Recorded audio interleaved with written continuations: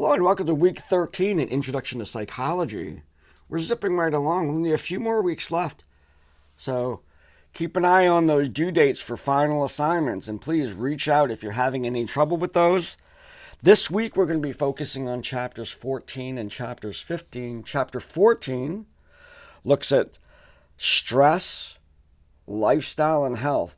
Probably one of the most important contributions of psychology going on today, particularly after the pandemic, really raising our consciousness about how lifestyle, being with other people, being isolated, fear, crisis fatigue, all of these things, how psychology plays such an important part in not only our mental health, of course, but also our physical health.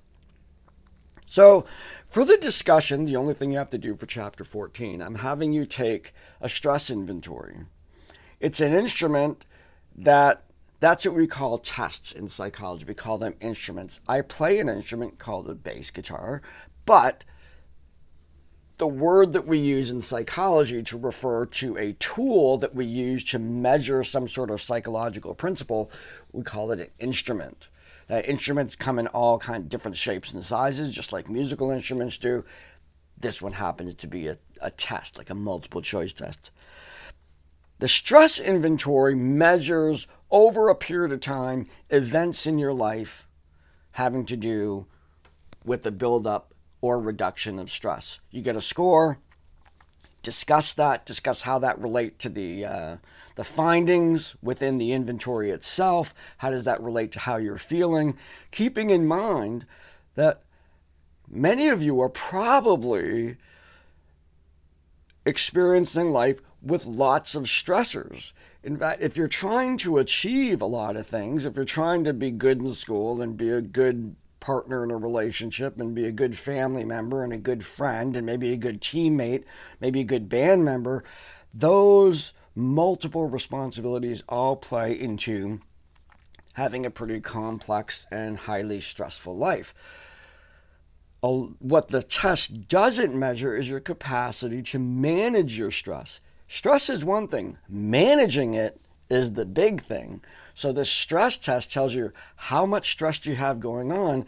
And then if you think and be really introspective about this, if you think, well, I'm doing pretty well, then you probably have some pretty good stress management techniques. Or the things that are truly negatively stressful, you're offsetting by engaging in activities like hobbies and sports and whatnot that are positively stressful.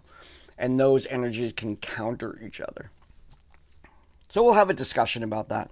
We then move into one of the more popular areas of the field of psychology. In fact, if I told you I was a psychologist, you would probably imagine that my work centers around mental disorders and mental illness. So we're going to take a look at those.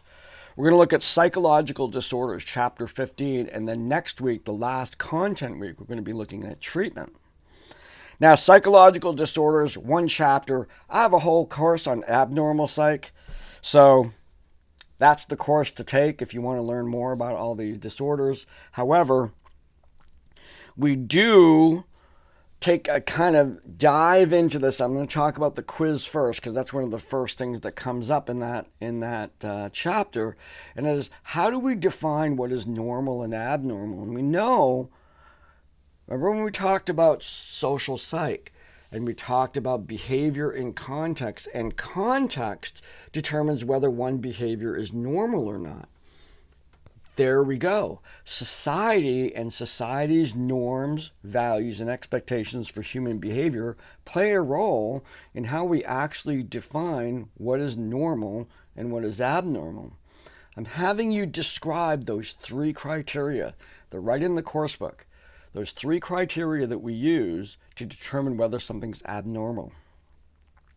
The discussion really centers on doing some investigation into the history of psychology and how we perceived mental illness. Everything from demon possession to imbalances in the fluids within our body, all of those things. Look back, look at the past of psychology. It's not pretty, but certainly it was the science of the day. And you really don't have to go that far back. It's easy. Just look up history of treatment of mental illness. We'll get into a little bit of that next week, but this is really kind of forming the base that psychology is a relatively young science. And in the ancient world, leading right up until the turn of the century, it was really archaic. And then science came in, and even then, throughout the 1900s, we did all kinds of bizarre things. The field did. I didn't. I wasn't around. And every day we move further and further toward a better way of dealing with mental disorders and even defining what they are and whether something is a disorder or not. That has actually changed as well. So you're doing a little bit of background research, little exploration as to the history of psychology in relation to its understanding of disorder. And we're going to have a nice discussion of that, post some examples, post some pictures, post some links. It's all like kind of a mashup of people just pouring those resources in there. There is always, in this particular discussion, I often look for links that I can incorporate into the next edition of the course book with credit given to whoever posted it. So maybe you will appear in one of my published works. Wouldn't that be cool? So this is a playful discussion to look at the past and be thankful after we've had Thanksgiving that we no longer treat mental illness this way.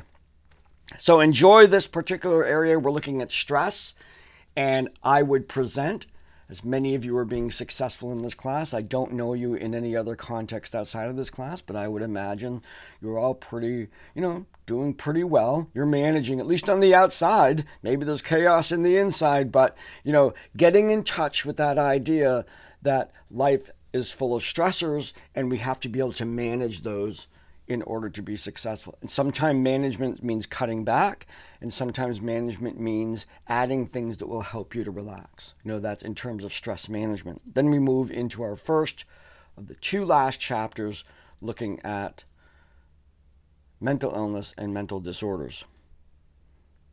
Again, we're approaching the end of the semester. Make sure you check the due dates in the course timeline. Look at those final assignments, get them in, finish the semester strong. I believe you can do this, and have a great, great week.